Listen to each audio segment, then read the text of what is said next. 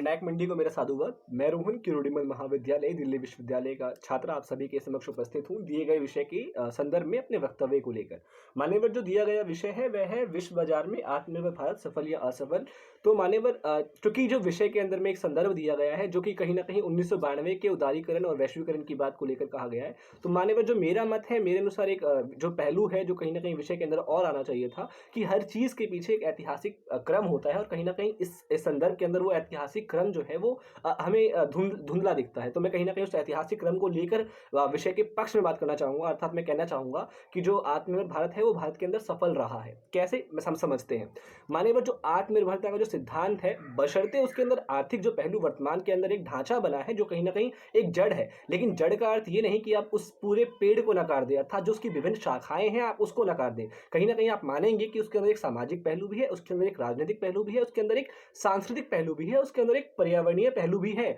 और जो कहीं ना कहीं सर्वसमावेशी रूप से भारत को एक आत्मनिर्भर भारत बनाने का कार्य करता है। तो जो मैं 4 चरणों में देखता हूं कि कैसे आत्मनिर्भर भारत जो है वो भारत में सफल रहा, तो पहला जो चरण रहा वो 1857 से पूर्व रहा। अर्थात जब आप बात करते हैं, क्योंकि मैं साहित्य का छात्र हूं तो जाहिर सी बात है मैं साहित्य को इससे जोड़ूंगा। तो जब आप देखते हैं भारतेंदु युग होता है तो भारतेंदु खुद ये कहते हैं कि निज भाषा उन्नति है, सब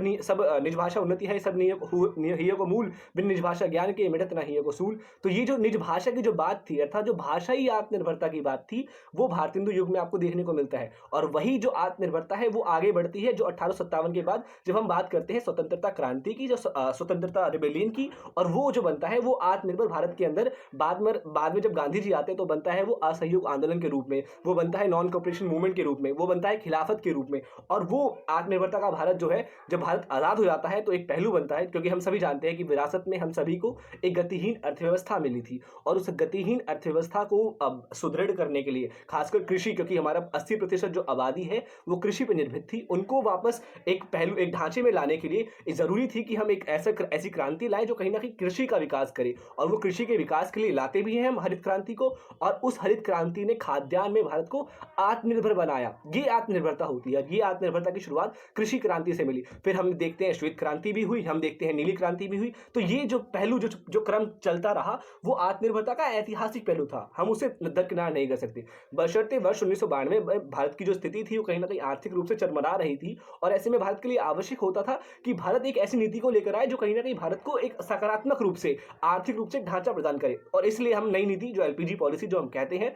क्योंकि जो भारत है वो सदैव मिश्रित अर्थव्यवस्था को अपनाता रहा, तो ऐसे में ये आवश्यक थी कि हम उस संदर्भ में जब सोवियत संघ का विघटन हो गया, जब समाजवाद का जो एक तरह से अंत के रूप में हम जो कहते हैं, क्योंकि समाजवाद का जो खेमा है वो खत्म होता है, तब भारत के अंदर पूंजीवाद या उदारवाद या जो नव उदारवाद की जो संकल्पना थी उसको लेके आया गया, और इस संदर्भ में जो भारत के अंदर ये नीति लाई गई। और कैसे जो वर्तमान परिवेश में जो आत्मनिर्भर भारत है वो सफल रहा, इसका उदाहरण हम देखते हैं वर्ष 1998 में हम जब पोखरण में परीक्षण करते हैं परमाणु का, ये दर्शाता है कि जो भारत है वो परमाणु शक्ति में संपन्न हुई और उसने खुद से निर्मित किया। ये दर्शाता है कि भारत कैसे एक परमाणु आणविक ऊर्जा का एक संयंत्र बन गया। और वर्तमान में जब हम देखते हैं कि कोविड वैक्सीन निर्मित हुई है, कोविड वैक्सीन के अंदर भारत की जो खुद की दो कंपनियां हैं, सीरम इंस्टीट्यूट ऑफ इंडिया और बायोटेक, ये दिखाता है कि कैसे भारत ने उस आत्मनिर्भरता के ढांचे को एक आदर्श के रूप में नहीं रखा, उसने गांधी के आदर्शवाद को लेते हुए एक व्यावहारिक क्रम में